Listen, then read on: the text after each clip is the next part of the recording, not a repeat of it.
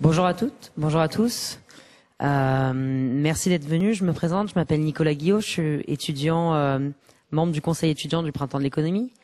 Je suis en master de recherche éco à Sciences Po et président de l'ADE Sciences Po, l'association d'économie de Sciences Po. Nous nous retrouvons aujourd'hui pour la 9e session du Printemps de l'économie, organisée grâce à Xerfi, mécène du Printemps, et qui sera aujourd'hui consacrée aux conséquences de la rupture numérique et sur la 3e révolution industrielle. Alors entre le big data, les assistants à commande vocale et l'intelligence artificielle, la révolution numérique est en train de transformer nos usages, où on peut dire qu'on passe d'une relation interpersonnelle à des services dématérialisés, instantanés et en continu. De sorte que si les nouveaux moyens de télécommunication et la seconde révolution industrielle ont bouleversé notre système productif, la révolution numérique s'apprête à changer en profondeur notre rapport à l'espace. Ainsi, pour dresser le bilan de la révolution numérique, nous avons le plaisir de recevoir aujourd'hui Monsieur Michel Vol, ancien polytechnicien, économiste. Il fut responsable des statistiques d'entreprise et des comptes nationaux de l'INSEE, puis chef économiste au CNED et désormais coprésident de l'Institut de l'économie. Ensuite, Monsieur Julien Pilot, professeur à Paris-Saclay, chercheur au CREDEG, laboratoire lié au CNRS, coordinateur du think tank Le Jour d'après. Il est également directeur des synthèses stratégiques chez Xerfi Canal et de la collection Xerfi Precepta. Monsieur Anthony Husneau, professeur à Paris Dauphine et à l'université Nice-Côte d'Azur. Ses recherches portent notamment sur les nouvelles pratiques de collaboration et sur l'émergence de phénomènes organisationnels innovants. Monsieur Olivier Passé, ancien chef de service au Commissariat général du plan, un temps économiste à l'OFCE, il est directeur des synthèses chez Xerfi, en charge notamment du suivi des politiques économiques. Et enfin, Madame Michèle de Bonneuil, ancienne membre du Conseil d'analyse économique, personnalité associée au Conseil économique, social et environnemental, administratif INSEE, inspectrice des finances et professeur à HEC Paris. Et enfin, sans oublier Monsieur Thibault Lurade, journaliste à Xerfi Canal et à qui je laisse la parole. Merci. Merci beaucoup.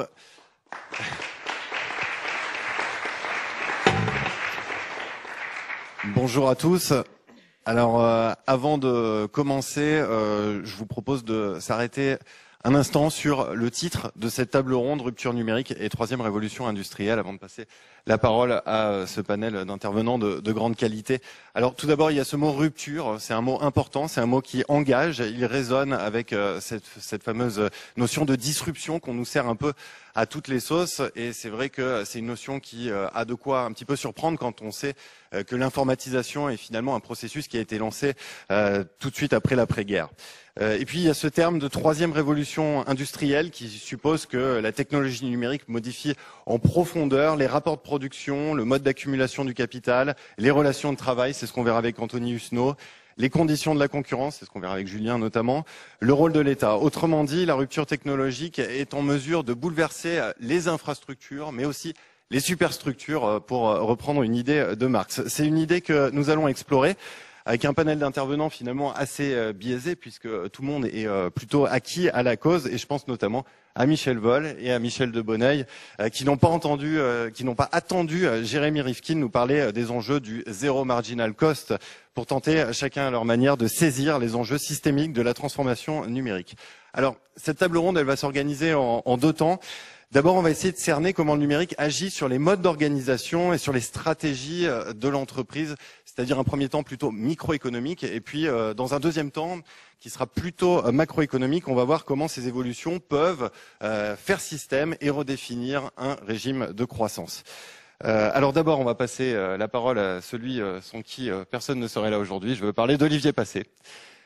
Olivier, est-ce qu'on a raison de parler de révolution aujourd'hui ? Alors tout à l'heure, en prenant le métro, je me suis un petit peu marré parce que j'ai vu une publicité qui m'avait échappé jusqu'ici. Je ne citerai pas la marque, mais c'était des chaussures disruptives.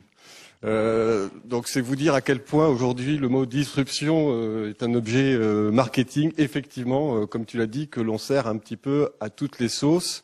Et donc, oui, avant de se lancer dans les idées rupture, révolution, essayons de nous poser un peu et puis d'essayer de comprendre véritablement en quoi les choses sont bouleversées ou non. En gros, alors il y a des lignes de partage multiples en économie, mais je dirais qu'aujourd'hui, il y a quand même deux camps très nets qui se dégagent. Entre d'un côté les technosceptiques, ceux qui observent un ralentissement de la croissance, de la productivité généralisée dans toutes les économies développées, et qui quelque part nous disent le numérique est une révolution décevante. Soit elle en a déjà épuisé les effets, soit ses effets sont épuisés déjà. Grosso modo, on va dire, on retrouve un bon vieux scepticisme qui est que le numérique, ça rajoute une couche de tertiaire, de services et donc d'improductivité dans l'économie. Ça, c'est un discours très ancien, dès les années 80-90, pour expliquer le ralentissement de la croissance. On a eu une flopée de bouquins pour nous dire que c'était lié justement à ce déversement, fameux déversement sur les services. Et puis, vous avez une deuxième catégorie d'économistes. Quand l'on dit optimistes, ils ne sont pas forcément optimistes. Ils vous disent les choses sont en train d'être bouleversées en profondeur. Le numérique agit à tous les niveaux, à la fois de l'organisation productive, mais également sociale. Et ce que l'on observe aujourd'hui sont plus les désordres liés à cette transition extrêmement profonde. Alors c'est vrai que c'est une transformation ancienne, tu le mentionnais. Les premiers gros ordinateurs apparaissent dès l'après-guerre. La cybernétique, pareil, c'est les années 50. On parle déjà, à la fin des années 50, d'autoroute de l'information. Et puis la prolifération des ordinateurs sur nos bureaux, c'est, dans le meilleur des cas, fin des années 80, début des années 90. Alors, évidemment, on vous dit, on n'en voit toujours pas les effets. Il ne se passe pas grand-chose, finalement. Mais qu'est-ce qui s'était passé jusqu'ici? Jusqu'ici, notamment lorsqu'on pense à la prolifération du micro-ordinateur, on assistait à la révolution de la bureautique.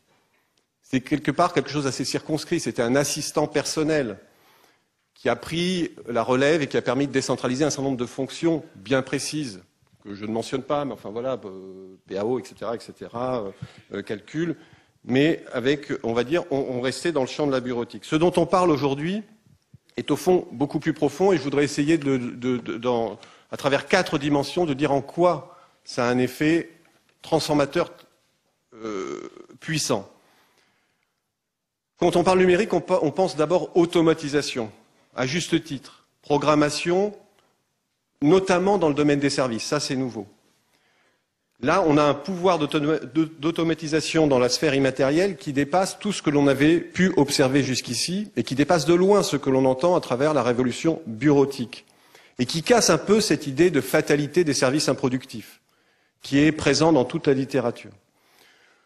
Aujourd'hui, ce dont on parle, c'est la montée des puissances de calcul, de transit, de stockage et qui ouvre des possibilités d'automatisation et de connectivité qui débouche cette fois-ci sur la mise en place de véritables systèmes, alors j'insiste sur les mots, à la fois intelligents, communicants, interopérables, apprenants, et qui surtout fonctionnent en autonomie, et qui permettent de prendre en charge des fonctions extrêmement vastes, notamment, alors là je vais me limiter au champ de l'entreprise, mais qui concernent et qui sont des fonctions névralgiques, qui concernent la gestion, qui concernent l'expertise, qui concernent la relation client-fournisseur, la comptabilité, etc., qui sont des fonctions cœur, et qui permettent surtout de libérer des ressources pour monter en qualité dans d'autres domaines. Donc, je le répète, les services, c'est ça la grande révolution, c'est que les services aujourd'hui s'automatisent, et le vieux discours selon lequel la tertiarisation entraîne fatalement le ralentissement de la productivité prend du plomb dans l'aile. La deuxième dimension que je voudrais souligner, et qui n'est pas toujours mentionnée alors qu'elle est évidente, c'est la connectivité. On ne voit la révolution numérique qu'à travers son côté automatisation. Évidemment, à travers ça, on va prophétiser la fin du travail. La connectivité, c'est une autre propriété, peut-être plus importante et peut-être, alors j'ose plus utiliser le mot, encore plus disruptive que la précédente. C'est la possibilité de créer du lien, de l'assemblage, de l'hybridation. Il n'y a plus dans le monde d'aujourd'hui que le monde de la matière qui se complexifie à travers de l'assemblage. Quand on pense industrie, on pense assemblage de composants de plus en plus fins, de plus en plus complexes. C'est ce qui fait la création de valeur, c'est ce qui fait qu'un produit devient de plus en plus sophistiqué, gagne en propriété, etc. Aujourd'hui, ce sont les services eux-mêmes qui peuvent s'assembler, se connecter, se construire en bouquet, devenir de plus en plus complexes. Et ça veut dire possibilité de monter en gamme, possibilité de segmenter le marché, possibilité de diversification, comme pour l'industrie. Et donc, possibilité de créer de la valeur qui n'est plus seulement l'apanage de l'industrie. Et là, on retrouve, et je vous invite à lire ce livre, qui est La société hyper-industrielle de Pierre Welz. Ce qu'il nous dit, c'est qu'on n'assiste pas du tout à une désindustrialisation, mais au contraire à une hyper-industrialisation de tout. C'est-à-dire, à la fois, l'industrie se servicise, mais les services s'industrialisent. C'est-à-dire, ils répondent finalement au même process d'assemblage, de complexification que le monde de la matière. Et c'est précisément ces propriétés de connectivité qui nous amènent à repenser aujourd'hui tout le modèle, la manière dont s'intègrent les différents acteurs économiques entre eux, et notamment les entreprises. Et donc, loin des systèmes d'intégration qu'on avait en tête, notamment dans la sphère industrielle, verticaux, horizontaux, je passe très vite, ce que l'on voit émerger aujourd'hui, ce sont de nouveaux mots-clés, irruption de mots plateforme, écosystème. On va y revenir, ce sont des mots-clés, justement, et au cœur de notre sujet, puisqu'on est en train d'essayer de réfléchir en quoi le numérique reconfigure la sphère productive. Et tout cela nous amène à repenser la sphère de l'entreprise. Je vous ai dit, les produits se complexifient, les assemblages deviennent de plus en plus hybrides, et ça veut dire des possibilités de lien et de création de systèmes de production de plus en plus complexes. C'est ce qui permet aussi le déplacement de l'offre vers ce qu'on appelle de nouvelles fonctionnalités, de nouvelles solutions intégrées, et dont toujours Pierre Welz, mais bien d'autres avant lui d'ailleurs, nous disent qu'en fait, ce sont des besoins qui sont, alors je vais employer le jargon, il n'est pas forcément nécessaire, mais anthropocentrés, c'est-à-dire que lorsqu'on le regarde vers quoi se déplace aujourd'hui l'offre, c'est essentiellement la santé, l'éducation, la sécurité, le jeu, le loisir, le divertissement. Autrement dit, anthropocentrés, et ce sont précisément des sphères de l'activité humaine qui appellent la construction de systèmes de production de plus en plus larges, associant des acteurs de plus en plus divers, et c'est ce qui nous amène à penser aujourd'hui en termes d'écosystème. C'est ce qui nous permet aussi, c'est toujours cette propriété de connectivité qui fait qu'aujourd'hui une firme s'adresse à plusieurs marchés, à plusieurs phases du marché. Certains d'entre vous ont peut-être entendu parler des marchés bifaces, multifaces, mais une entreprise ne s'adresse pas à un seul marché en même temps. C'est une notion un petit peu complexe, je ne m'étendrai pas dessus. Si vous voulez y revenir sous forme de questions, on y reviendra. C'est ce qui permet aussi de remettre en cause tout le système de distribution, l'idée qu'aujourd'hui on avait besoin d'acteurs intermédiaires dans le domaine du commerce de gros, de détail, etc., qui permettaient de consolider l'offre et la demande. On voit que nos systèmes d'information, la puissance de connectivité permet aujourd'hui de remettre au goût du jour une forme de gré à gré, exactement ce qui s'est passé dans la finance dans les années 80, où l'acteur bancaire semblait essentiel, et puis on a vu ce qu'on appelle la finance directe. Donc tout ça est en train de modifier évidemment les relations interindustrielles. Troisième dimension, toujours pour vous sensibiliser à la profondeur de cette transformation, ce sont de nouvelles modalités de concurrence et de croissance. Là aussi, ces notions vont être précisées par la suite. Je voudrais juste partir d'un constat, c'est qu'aujourd'hui toutes les entreprises le vivent et puis le macroéconomiste même le mesure, c'est-à-dire qu'aujourd'hui il est pratiquement impossible pour une entreprise d'augmenter ses prix. Il y a le sentiment qu'il y a une intensification de la concurrence, de la mise en concurrence entre acteurs. Et ces fortes pressions concurrentielles font que les entreprises aujourd'hui, lorsqu'elles réfléchissent leur stratégie, ont une obsession, c'est de convertir les gains de productivité soit en baisse de prix, ou disons plutôt, comme elles n'aiment pas baisser leur prix, c'est la question essentielle, et notamment dans le secteur des services, c'est comment j'améliore mon produit chaque année pour pouvoir maintenir mon prix. C'est pas comment je vais augmenter mon prix, il y a pratiquement plus d'espace pour ce genre de choses. Il y a véritablement une course à la qualité permanente d'enrichissement du produit. C'est ce qui fait aussi que de plus en plus d'entreprises et de plus en plus tôt abordent la question de la croissance externe. Accroître ses capacités avec une demande qui est relativement contrainte, des prix contraints, accroître son chiffre d'affaires, c'est souvent passer par des stratégies de croissance externe aussi qui permettent de compléter la gamme des services, de compléter cet assemblage de biens et de services dont je vous ai parlé tout à l'heure, et de capter surtout des actifs stratégiques. Et donc dans ce monde, on le voit, les entreprises, où beaucoup d'entre elles vivent plutôt une concurrence exacerbée, et abordent la croissance plutôt sous la forme de la croissance externe. La question de la croissance organique est bien sûr toujours présente, mais très vite intervient dans la stratégie d'une entreprise l'opportunité de croître par croissance externe. Dernière dimension, et puis là je ne m'attarde pas, parce que je ne vais pas monopoliser la parole, pardon, c'est la question du travail, bien entendu, que je ne vais pas poser ici, justement sous sa forme la plus simple, qui est-ce que le travail est amené à disparaître ou non, précisément parce que je vous ai parlé à la fois d'automatisation et de connectivité. Vous avez vu, avec connectivité, on aborde la possibilité de créer plein de choses nouvelles aussi.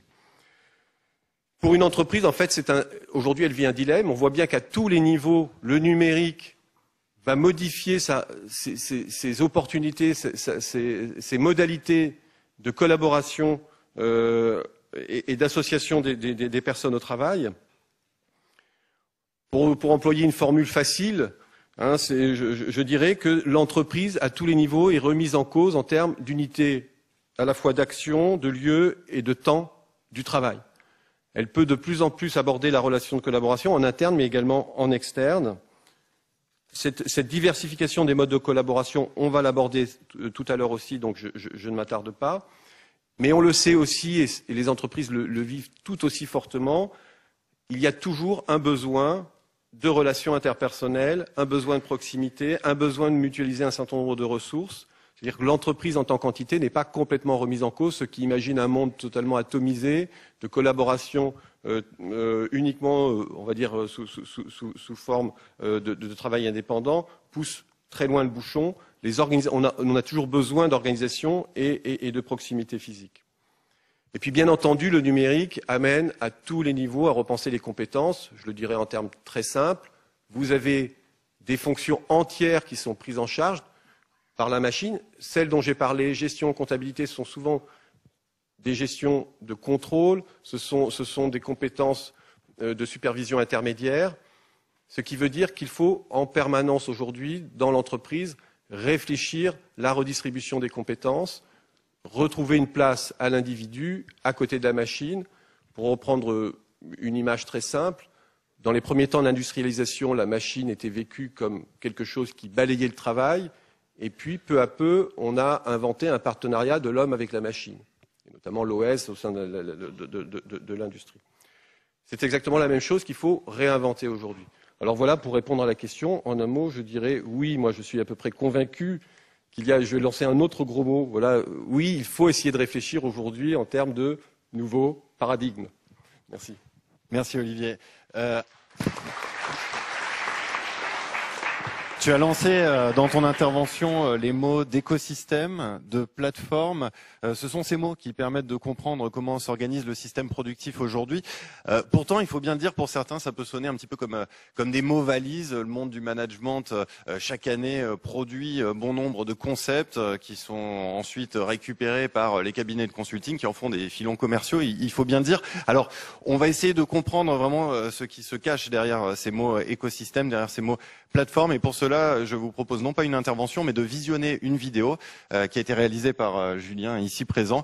Alors, petit disclaimer, elle n'est pas très facile à suivre, mais néanmoins, elle permet de comprendre... non, elle est un peu compliquée quand même, ta vidéo. Bon, d'accord. Mais elle permet néanmoins de comprendre que derrière, il y a un réel contenu, il y a des cas concrets, et puis surtout que c'est devenu un vrai sujet pour la recherche en gestion. Voilà, je vous propose de visionner cette petite vidéo.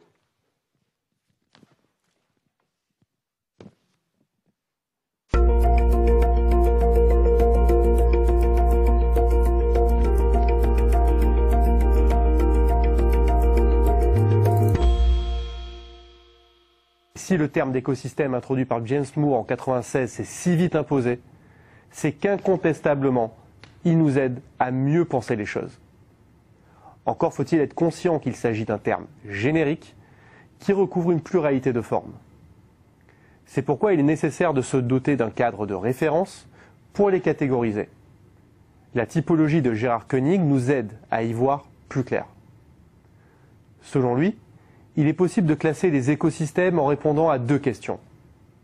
La première, c'est qui contrôle les actifs essentiels? Sont-ils centralisés ou décentralisés? La seconde, c'est quel régime lie les acteurs entre eux?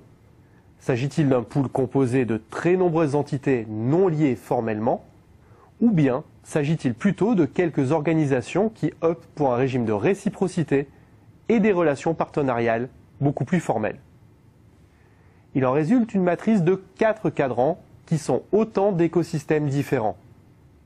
Le système d'offres, les communautés de destin et de foisonnement, et les plateformes. Passons-les rapidement en revue. Commençons par le système d'offres, qui combine concentration des ressources et formalisation forte des relations entre les différentes entités. C'est le plus classique des écosystèmes, puisqu'il repose sur une relation durable entre une entreprise pivot qui détient les actifs essentiels et un noyau d'acteurs complémentaires soigneusement sélectionnés pour leur savoir-faire spécifique. Prenons le cas de Nike.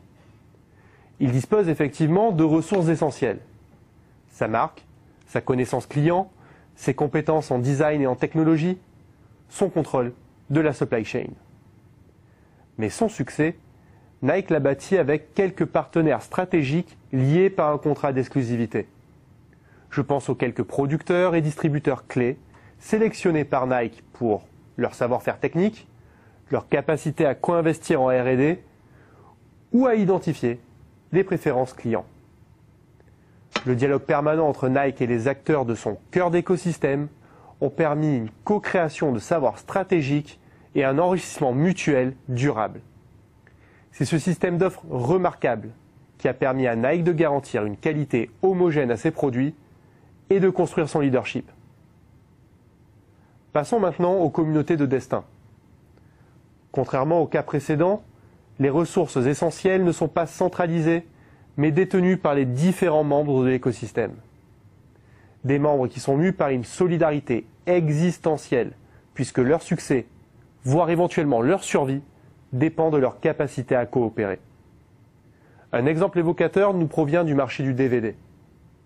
À la toute fin des années 90, les acteurs de ce marché étaient confrontés à l'arrivée annoncée du DivX. Voilà un nouveau système de location de vidéos dématérialisées qui se montrait très menaçant pour les rangs de la vidéo physique. C'est pourquoi, chacun avec leurs armes, tous les poids lourds du secteur, éditeurs de contenu, mais aussi fabricants de platines et autres géants de la location et de la distribution, ont solidairement œuvré à entraver la visibilité et l'attractivité du DivX. Sans oublier que dans leur croisade, ils ont été rejoints par 2 précieux alliés, les primo-adoptants et les médias. Les premiers ont construit un univers social très actif sur Internet pour défendre le format sur lequel s'est porté leur investissement. Quant aux seconds, ils ont naturellement pris position pour le format défendu par leurs annonceurs. Troisième cas de figure maintenant, les communautés de foisonnement dont les ressources sont décentralisées et les acteurs atomisés. Ici, on peut voir les acteurs comme une communauté de pairs, certes très dispersée, mais animée par la volonté de créer un bien commun. Ici, il n'y a pas de lutte pour le contrôle, puisque les contributeurs ne peuvent revendiquer la propriété, ni même une partie, du bien qui a été créé. Ce qui va motiver cette communauté à mettre en commun leurs compétences, c'est l'influence, mais aussi l'acquisition de nouveaux savoirs ou la reconnaissance dont ils vont pouvoir bénéficier, évidemment à hauteur de leur contribution. Ce sont les communautés de foisonnement qui ont permis à une encyclopédie libre comme Wikipédia de voir le jour. Il s'agit également de l'écosystème naturel pour le développement de logiciels open source. Terminons maintenant sur la notion de plateforme si emblématique de la transition numérique. La typologie de Koenig permet d'en préciser la spécificité, qui réside dans la forte asymétrie entre un pivot et l'ensemble des autres acteurs qui s'y inféodent. Ce n'est pas un hasard si d'Airbnb à Uber, les plateformes d'intermédiation se déploient à marche accélérée, tant ces dernières sont adaptées à un univers d'actifs productifs fragmenté entre un nombre conséquent d'acteurs qu'il s'agit de mettre en relation. Car c'est bien là le propre des plateformes, que de se placer en intermédiaire entre des offreurs et des demandeurs d'un bien donné pour réduire les coûts de transaction. Prenons l'exemple d'une marketplace comme Cdiscount. Du point de vue des e-commerçants, c'est un apporteur d'affaires qui se rémunère à la commission sur les transactions réalisées. Pour les clients, elle est un agrégateur d'offres et fait office de tiers de confiance qui sécurise la transaction. On comprend alors mieux l'attractivité réciproque sur laquelle la plateforme bâtit son leadership. Plus l'offre agrégée sera importante, plus la plateforme sera attractive pour les clients. Et inversement, plus les clients seront nombreux et plus elle sera intéressante pour les vendeurs. C'est ce que l'on appelle les effets de réseau croisés. Mais ce n'est pas tout, puisque l'opérateur de la plateforme peut décider d'outsourcer une partie des compétences clés vers des partenaires. Dans le cas des marketplaces, il peut par exemple s'agir de logisticiens, de régies publicitaires, d'opérateurs de paiement, d'éditeurs et même de développeurs de logiciels. Vous l'aurez compris, dans ce cas de figure, c'est bien la plateforme qui constitue en elle-même l'actif essentiel de l'écosystème. Mais sa politique d'ouverture devient une question stratégique prioritaire si elle envisage de bâtir son leadership sur la base de nombreuses ressources externes. Ce survol de la notion d'écosystème nous permet de mieux en saisir toute la portée. C'est un concept qui permet d'élargir la conception des frontières de la firme, de la concurrence et des relations partenariales. En son absence, il est difficile de concevoir toutes ces relations d'affaires plus ou moins directes, plus ou moins formelles, plus ou moins longues, entre des organisations parfois très hétérogènes qui cherchent à co-innover, imposer un standard, créer une offre compétitive, voire élaborer un bien commun. Et le numérique, c'est d'abord cela, une puissance de connectivité qui nous permet d'élaborer de nouveaux assemblages.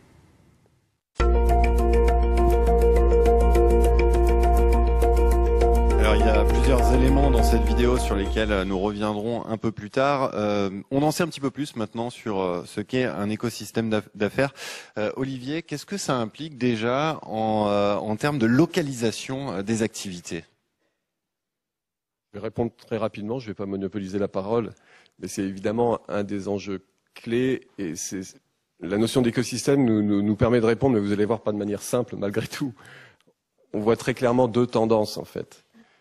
La première, c'est les opportunités d'externalisation qui sont démultipliées avec le numérique, et là j'insiste, notamment dans les services. Jusque-là, les services, on les abordait comme avec une sorte de fatalité, c'est-à-dire que pour produire un service, il fallait forcément une relation interpersonnelle. Et les possibilités d'amélioration étaient extrêmement limitées. Avec cette notion d'écosystème, eh bien, on voit exactement ce qui se passe dans l'industrie, la même chose, c'est-à-dire la possibilité de gérer un service à distance, la possibilité de créer un vrai système de valeur décomposé. C'est ce qui produit d'ailleurs des centres d'appel à l'étranger, c'est ce qui produit aussi des centres de R&D qui sont parfois implantés de façon très, très lointaine. Et ça, il faut l'avoir en tête. C'est pas une rupture, mais c'est quelque chose qui s'est inscrit dans le paysage, qui fait qu'aujourd'hui, il n'y a plus cette fatalité de la proximité lorsque l'on veut bâtir un service. Possibilité d'externalisation, ça veut dire possibilité donc de délocaliser les services comme jamais par le passé jusqu'ici. Mais en même temps, et je reviens sur une idée que j'ai mentionnée tout à l'heure, autour de quoi se bâtissent ces écosystèmes de plus en plus, et ça donne d'ailleurs une idée par rapport aux sceptiques, à tous ceux qui sont sceptiques sur la croissance, ce que je mentionnais tout à l'heure, c'est-à-dire le fait qu'aujourd'hui, ces écosystèmes, beaucoup se développent autour de ces fameux besoins anthropocentrés, éducation, santé, sécurité, loisirs, etc. Eh bien, la finalité même de ces écosystèmes vous dit qu'il faut les penser en fonction et avec le territoire. C'est-à-dire qu'il ne s'agit pas de produire des choses totalement désincarnées, sans référence géographique. Ces bouquets de services et de solutions que l'on construit autour de ces grandes thématiques doivent être pensés sur le territoire, avec les institutions du territoire, et notamment, bon, je passe très vite, mais si on vous parle de Smart City, c'est précisément ça, c'est-à-dire que les acteurs locaux aujourd'hui jouent un rôle clé dans le design de ces écosystèmes. Et ils sont même partie prenante de ces écosystèmes, et qui nous amènent à penser également des liens entre entreprises, mais des liens avec les collectivités, des liens également avec les institutions de recherche, avec l'éducation, etc. Puis le troisième point que je voulais mentionner, c'est que on a parlé écosystème d'affaires, il faut penser aussi écosystème d'innovation. Eux aussi, on ne peut totalement les émanciper du territoire. Les grands groupes s'en rendent compte de plus en plus. Je le dirais là aussi très vite et en un seul mot, pas en un seul mot. Je pense notamment à un ouvrage de Susan Berger, Making in America, qui nous dit que de plus en plus de groupes se sont rendus compte qu'à force de jouer leur stratégie comme des mécanos, de délocaliser à tout va, de créer de la distance, ils perdaient en cohérence et en puissance d'innovation. Et notamment de séparer totalement tout ce qui relève de la fabrication, de l'exécution, de les séparer des tâches de conception, n'était pas forcément une bonne chose. Et si aujourd'hui on pense pôle de compétitivité, si on pense rapprochement entre recherche, éducation, etc., c'est précisément que, Julien a prononcé ce mot dans la vidéo, hein, co-innovation. Oui, il faut une proximité d'acteurs, et là aussi, le territoire joue son rôle. Justement, on va passer la parole à Julien. Julien, tu as travaillé sur cette question du nouveau régime de concurrence qui se met en place dans ces écosystèmes. Dans la vidéo, il y avait beaucoup de co-création, coproduction, co-innovation, co-investissement. Qu'est-ce que ça veut dire en matière de concurrence? Est-ce que ça signifie une concurrence plus rude? Au contraire, est-ce que c'est une concurrence qui s'adoucit? On entend aujourd'hui parler de coopétition, mélange de coopération et de compétition. C'est un mot qui interroge, c'est un oxymore. Qu'est-ce qu'il veut dire? Dans le même temps, on entend parler de la menace de reconstitution de grands monopoles avec les GAFA. Et puis, Olivier le disait en début d'intervention, les entreprises ont aujourd'hui de plus en plus de mal à augmenter leurs prix. Alors, qu'est-ce qu'il faut en conclure? Comment est-ce que tu définirais ce nouveau régime de concurrence? Je vais avoir du mal à être beaucoup plus simple que dans la vidéo si tu me poses des questions aussi complexes. Donc du coup, je vais essayer d'apporter quelques éléments de réponse, mais je me garderai d'avoir un avis tranché sur toutes les questions que tu viens de poser.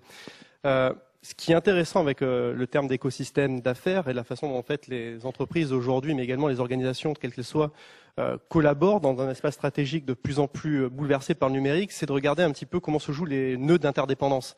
Quand on parle d'écosystème, quelque part, on introduit une autre notion qui est celle de l'écologie de la concurrence.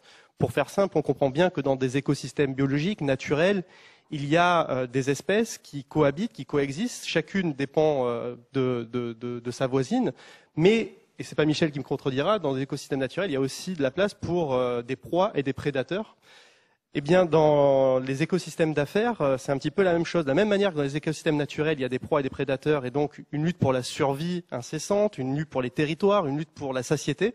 Dans les écosystèmes d'affaires, il va y avoir un petit peu ce même type de lutte qui va se jouer, mais de façon beaucoup plus complexe. Il y a une création de valeur qui est effectivement collective, mais il y a de la place pour des stratégies individuelles de capture de la valeur qui a été créée au sein des écosystèmes. Mais c'est beaucoup plus complexe parce que c'est nettement moins unidirectionnel que ce qui se passe et ce qu'on observe dans les écosystèmes naturels. C'est-à-dire que les prédateurs, parfois, peuvent arriver de la frange concurrentielle, ils peuvent arriver de l'aval de la chaîne de valeur, voire même venir de marchés qui, jusqu'à présent, étaient complètement connexes à ceux qui sont présents dans l'écosystème. Donc tout ça est très très compliqué et nous, des relations d'interdépendance stratégique entre les acteurs qui sont beaucoup plus complexes à analyser parce que multicritères, d'une certaine façon. Donc, pour un concurrentialiste, c'est un jeu c'est un nouveau paradigme, pour employer un terme qu'a utilisé Olivier tout à l'heure, qui est absolument prodigieux à analyser, parce que la concurrence, ça devient complètement protéiforme. Pour essayer d'être le plus synthétique possible, on peut analyser la concurrence à deux niveaux, ce qui se passe entre les écosystèmes d'affaires entre eux, et puis à l'intérieur de ces écosystèmes. Commençons par la concurrence entre les écosystèmes. Avec la vidéo, on l'a bien compris qu'il y a de plus en plus d'écosystèmes qui se bâtissent sur leur capacité à générer des effets de réseau, qui se bâtissent sur la capacité d'obtenir une taille critique qui leur permet d'agréger une dose importante d'actifs et de ressources stratégiques. Donc dans cette course à la taille et avec ces effets de réseau, on comprend bien que quelque part il y a une tendance à la monopolisation, ou en tout cas à l'oligopolisation des marchés, qui est inéluctable. C'est un petit peu comme dans Highlander. À la fin, il ne peut en rester qu'un ou qu'une poignée. C'est un petit peu la même chose qui se passe dans les concurrences entre les grands écosystèmes. Il y a vraiment une lutte pour la taille qui est incessante. Et un exemple pour bien comprendre la complexité des choses, un exemple un petit peu évocateur nous vient du marché de la téléphonie mobile. On a eu tendance un petit peu à l'oublier, mais il y avait un acteur dominant qui s'appelait Microsoft au niveau des systèmes d'exploitation pour téléphone, à l'époque où les téléphones mobiles n'étaient pas aussi smart qu'aujourd'hui. Google, qui pour entrer sur le marché ne pouvait viser autre chose que le leadership, a utilisé 2 artefacts pour réussir à imposer Android en lieu et place de Windows Phone. La première, c'est qu'il a ouvert très largement ses protocoles d'interface, là où Microsoft était beaucoup plus fermé, ce qui a permis à un nombre très important de développeurs indépendants de développer des applications spécifiquement pour Android et pour donc les utilisateurs qui avaient opté pour des téléphones qui embarquent ce système d'exploitation. Et puis le deuxième levier qu'a utilisé Google, c'est de distribuer gratuitement Android à tous les fournisseurs et fabricants en fait de téléphones mobiles, là où Microsoft faisait payer son système d'exploitation. Ce qui a permis en fait à Google d'utiliser les fabricants de smartphones comme des espèces de chevaux de Troie pour imposer très rapidement sa domination planétaire sur les systèmes d'exploitation sur mobile et balayer d'une certaine façon Microsoft qui, malgré tous ses efforts, n'a jamais réussi à combler ne serait-ce qu'une partie de son retard. Et alors, Apple dans tout ça, vous allez me dire, Apple en fait, on comprend bien qu'ils sont dans une relation de concurrence également avec l'écosystème de Google, mais une concurrence qui est nettement plus diffuse, nettement moins frontale que celle qui animait Microsoft et Google. Pourquoi ? Parce que, à regarder de très près, effectivement, chaque client gagné par Apple est un client que Google n'aura pas, et inversement, mais en fait, ils ne visent pas exactement la même clientèle. Du coup, ils ont 2 écosystèmes avec leurs propres règles, leurs propres complémentaires, fournisseurs, critiques, mais d'une certaine façon, ces 2 écosystèmes peuvent coexister parce que la finalité au niveau du client final n'est pas exactement la même.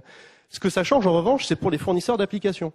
Les fournisseurs d'applications aujourd'hui sont quasiment obligés de faire du multi-homing, c'est-à-dire en fait de dupliquer leurs investissements pour être présents dans les 2 écosystèmes sous peine de perdre une grosse part de marché potentiel en se privant des retombées du fait de ne pas être présent dans l'écosystème concurrent. En revanche, si Apple ou Google veut, par exemple, s'octroyer l'exclusivité d'une application, eh ben, ils n'ont d'autre choix, soit de compenser le manque à gagner pour le développeur de l'application du fait d'être présent que sur un écosystème plutôt que sur les 2, soit tout simplement d'avoir recours à un levier qu'ils affectionnent tout particulièrement, qui est le levier de la croissance externe, qui leur permet en fait de racheter des opérateurs. Donc ça, c'est ce qui se passe un petit peu dans la concurrence entre les écosystèmes. À l'intérieur des écosystèmes, là où on avait une concurrence précédemment entre les écosystèmes qui était une concurrence pour s'arroger de la quasi-totalité du marché, à l'intérieur des écosystèmes, on a vraiment une concurrence dans le marché avec des modes concurrentiels qui sont beaucoup plus traditionnels. Et ces modes de concurrence, finalement, vont varier en fonction de la position que les acteurs ont à l'intérieur de l'écosystème. Pour faire simple, si vous êtes un acteur de la périphérie d'un écosystème, votre objectif, c'est de vous rapprocher le plus possible du centre décisionnel, c'est-à-dire vous rapprocher le plus possible de l'opérateur pivot qui, quelque part, régit l'écosystème, le pilote et en définit les règles. Pour ce faire, vous allez utiliser tous les ressorts classiques de la concurrence, donc de la croissance interne, de la croissance externe, de temps en temps des jeux partenariaux, ce qui, quelque part, complexifie un petit peu les choses. Et donc, vous allez avoir des stratégies collectives ou individuelles pour apparaître aux yeux de l'opérateur pivot comme un acteur qui est indispensable à la bonne marge de l'écosystème et qui va être capable, parce qu'il est indispensable, parce qu'il dispose d'un savoir-faire technique spécifique, eh bien, de capturer une grosse partie de la valeur qui a été créée collectivement dans l'écosystème. Si vous êtes un acteur pivot, en revanche, vous êtes dans un jeu concurrentiel qui pourrait se résumer en une phrase. Est-ce que je fais moi-même ou est-ce que je fais faire ? Il y a cette espèce de ligne de tension permanente qui est de savoir si, d'une certaine façon, j'outsource tout ou partie des compétences, des fonctionnalités qui sont nécessaires à la bonne marge de mon écosystème ou est-ce que je le fais moi-même ? Dans les écosystèmes numériques, ce qu'on observe de façon assez nette, empiriquement, c'est d'ailleurs un petit peu dit dans la vidéo, c'est que les acteurs pivots de ces écosystèmes-là ont tendance, dans un premier temps, pour essayer de préempter des marchés, pour essayer d'obtenir très rapidement des tailles critiques, ils ont tendance à ouvrir très largement leurs écosystèmes, à avoir une politique d'ouverture très très nette, et puis au fur et à mesure qu'ils deviennent de moins en moins contournables, que leur taille devient de plus en plus critique, ils ont tendance à refermer un petit peu leur politique d'accès, rendre les écosystèmes nettement plus propriétaires, rentrer dans des silos industriels qui sont nettement plus classiques, en décidant d'exclure tout ou partie des acteurs qui étaient en périphérie, ou de faire à leur place ce que jadis ils externalisaient. On a pu voir par exemple récemment Apple développer son propre logiciel de cartographie, excluant de facto tous ceux qui fournissaient des logiciels de cartographie à travers l'App Store d'Apple. On a pu voir Google acquérir Waze pour $1 milliard. On voit de plus en plus Amazon faire du sourcing et venir concurrencer directement ses propres e-commerçants sur sa marketplace. Donc quelque part, ces écosystèmes du numérique sont pilotés par des opérateurs qui ont bien conscience que la création de valeur est collective, mais qui n'hésitent pas à avoir de temps en temps des formes de concurrence très agressives vis-à-vis de leurs anciens alliés.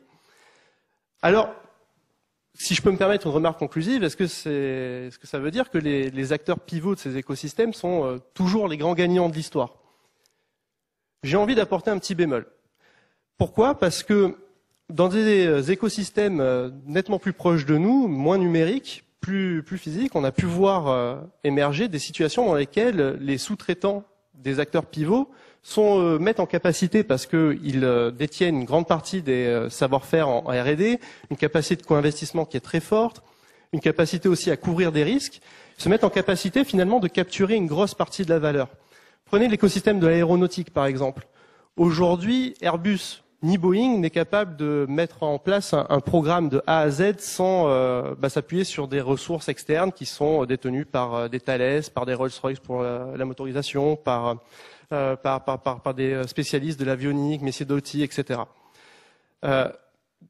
Aujourd'hui, dans les programmes d'aviation, d'avionique, en tout cas aéronautique les plus récents, les écosystèmes, en tout cas les acteurs périphériques de l'écosystème, les sous-traitants d'Airbus et Boeing sont en mesure de capturer entre 70% et 80% de la valeur des programmes.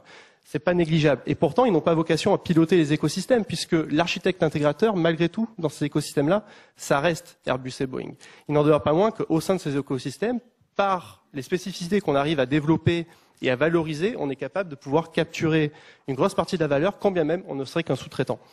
Et puis le deuxième bémol, et j'en terminerai par ça, c'est que dans les écosystèmes numériques, on pourrait penser que les acteurs, les GAFA, pour ne parler que d'eux, sont en capacité quelque part de complètement abuser de leur pouvoir de marché. C'est pas totalement faux, mais il y a quand même une limite à cette démarche et à cette approche stratégique des marchés. Parce que à trop imposer des conditions coercitives à ces acteurs périphériques, à ces complémentaires clés, à ces distributeurs clés, à ces fournisseurs clés, on a tendance à quelque part les inciter à se liguer contre nous et à rejoindre un écosystème concurrent, si tant est qu'il existe, voire à créer une offre alternative. Et il ne faut pas oublier que l'application chauffeur privé, l'application de VTC, qui est sur le point d'ailleurs d'être cédée à Mercedes, eh bien, a été développée au départ par des anciens chauffeurs de Uber qui étaient excédés par les pratiques commerciales d'Uber. Merci Julien. On va s'intéresser à un tout autre sujet, c'est le travail dans tout cela, les impacts en matière de travail. Alors cela a été dit, les frontières de l'entreprise, elles ont tendance à se brouiller, à devenir de plus en plus floues. Aujourd'hui, on parle de plus en plus d'agilité, de la nécessité d'être agile. On assiste à une montée en puissance du travail indépendant. On voit que les entreprises expérimentent de nouvelles pratiques alternatives. Elles semblent réhabiliter quelque part parfois le travail à la tâche. Alors, Anthony Husneau, vous avez beaucoup travaillé sur ces questions-là. Voilà, quel impact tout ce nouveau régime de concurrence, voire même ce nouveau régime de croissance, a sur le travail? Oui, merci. Alors, oui, je souhaiterais vous parler ce matin c'est ce que j'appelle les nouveaux travailleurs indépendants. Alors, qui sont-ils? On a vu apparaître depuis quelques années déjà un nouveau vocabulaire pour nommer ces nouveaux travailleurs indépendants. On parle de makers, pour celles et ceux qui travaillent dans des makerspaces et qui fabriquent plutôt des objets techniques qui sont à la frontière de l'artisanat, de l'art et du high-tech. Les coworkers, celles et ceux qui travaillent dans des espaces de coworking avec un statut d'indépendant, des néo-artisans, des néo-paysans, qui sont généralement des gens issus plutôt d'une formation classique dans une grande école ou dans une école d'ingénieurs qui finalement décident de se réorienter dans le secteur de l'artisanat ou de l'agriculture. Des slashers, les slashers qui sont des gens qui sont à la fois des salariés et des indépendants. Vous savez, c'est lorsque vous êtes sur un profil sur LinkedIn et que vous voyez designer / graphiste / ceci / cela. Des freelances créatifs. Et enfin des influenceurs. Alors généralement les plus jeunes d'entre nous connaissent bien les influenceurs. Ce sont par exemple les blogueuses de mode qui jouent aujourd'hui un rôle important dans le milieu de la mode. Ce sont également des sportifs qui ne vivent pas forcément de leur performance dans des compétitions, mais plutôt de leur partenariat avec des marques ou alors à travers des services tels que du coaching. Ou des interventions publiques. Donc en fait, on a ce nouveau vocable pour désigner ces nouveaux travailleurs indépendants. Alors c'est une population qui est très hétérogène. Hein. Ça serait difficile de dresser un portrait unique de ces travailleurs indépendants. C'est un phénomène mondial qu'on retrouve bien évidemment dans les grands centres urbains. Paris est un bon exemple pour ça, mais qu'on retrouve également un petit peu partout. Et enfin, ça a été dit d'ailleurs dans une présentation précédente, il y a également parfois un ancrage local très important. Je pense par exemple aux makers que j'ai pu étudier ici, enfin à côté de Paris, à Montreuil, qui s'ancrent vraiment dans l'histoire de Montreuil et qui essayent de développer de leur activité en prenant en considération l'histoire, les spécificités de cette ville. Alors, combien sont-ils? C'est difficile parce que si la France compte environ 2,7 millions de travailleurs indépendants, il n'y a que 1,7 million de travailleurs qui sont indépendants sans salariés, hein, c'est-à-dire qui n'emploient personne. Et sur ces 1,7 million, on estime que ces nouveaux travailleurs indépendants seraient de l'ordre, un chiffre à prendre avec beaucoup de pincettes, de 800 000 personnes. Mais ils émergent et ils se développent dans un contexte qui est particulier. D'abord, un contexte d'engouement pour l'entrepreneuriat. Mais l'entrepreneuriat, c'est pas uniquement la volonté de développer une nouvelle activité. C'est avant tout la volonté de se créer un style de vie. Hein, les Américains parlent de lifestyle entrepreneurship. C'est-à-dire que l'entrepreneuriat comme style de vie ou l'entrepreneuriat au service de la création d'un style de vie. C'est également ce qu'on retrouve beaucoup dans les enquêtes que l'on fait auprès des étudiants.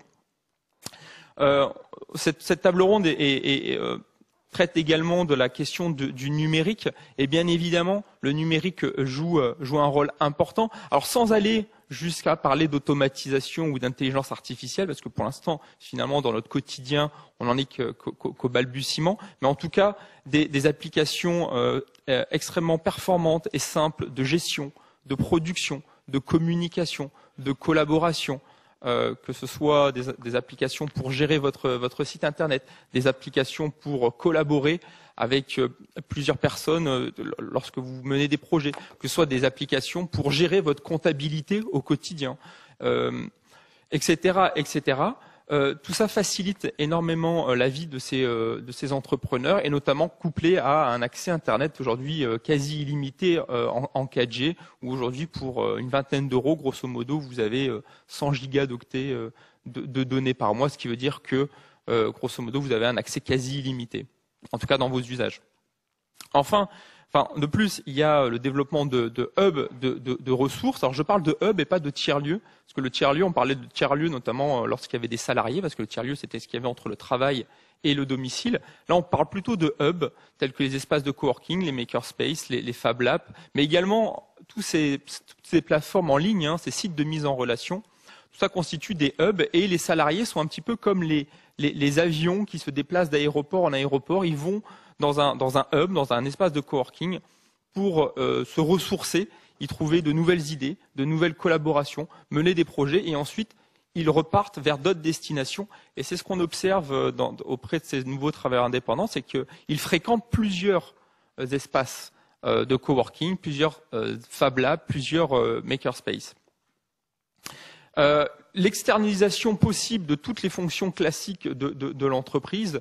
Aujourd'hui, par exemple, alors ça fait bien longtemps, bien évidemment, que la plupart des PME n'ont plus de service comptabilité en interne, mais votre smartphone peut, juste avec un smartphone et une bonne application et bien sûr un abonnement, vous pouvez gérer complètement la comptabilité, votre site internet, votre communication, etc., etc.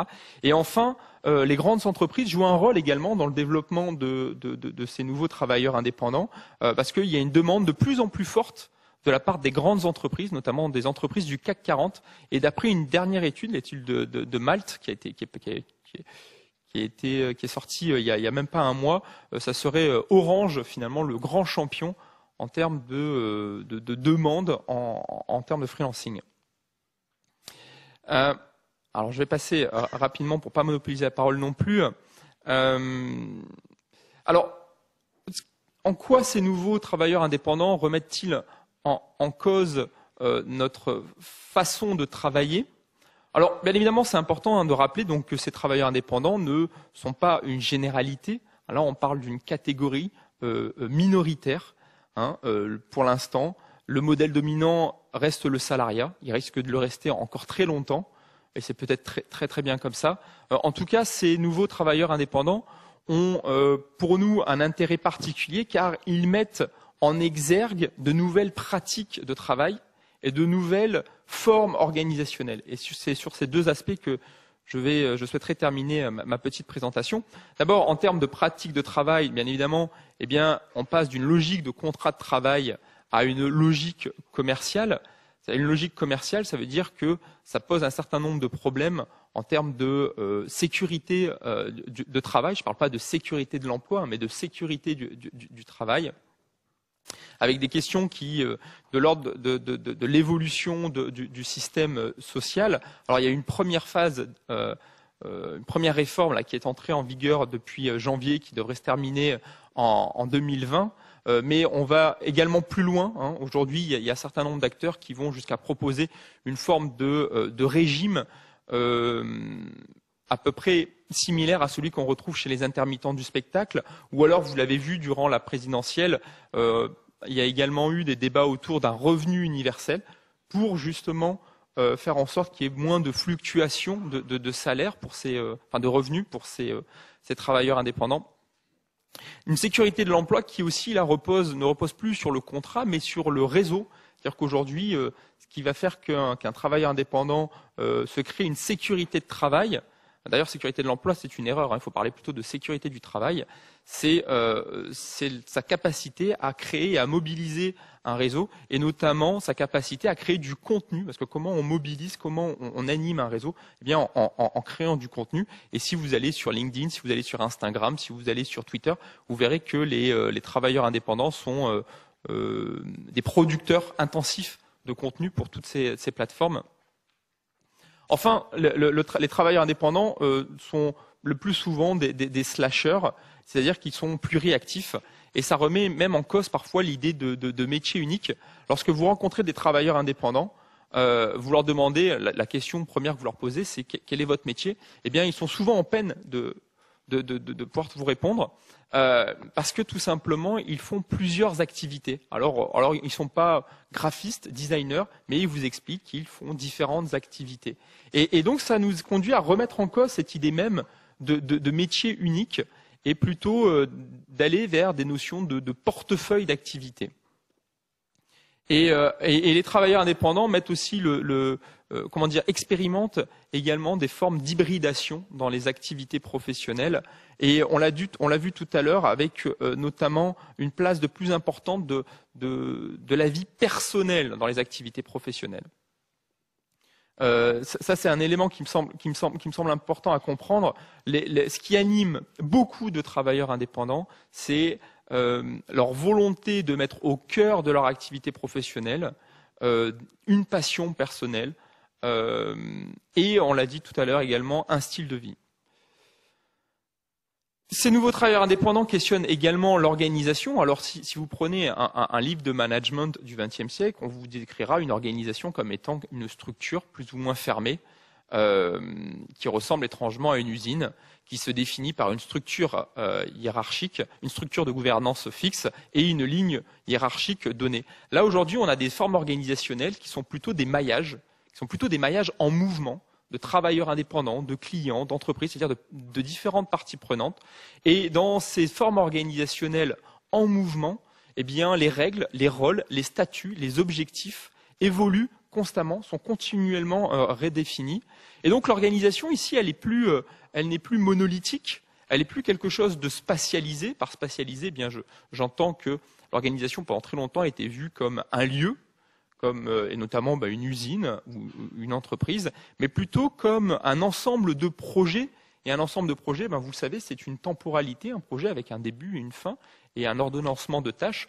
Et donc l'organisation ici est plus à appréhender comme un ensemble de temporalités que comme une spatialité unique. Et ça, si vous voulez, on est en train de profondément changer notre compréhension de l'organisation et de remettre en cause la plupart des théories et des outils de management qui ont été définis depuis le début du XXe siècle. Voilà, merci beaucoup.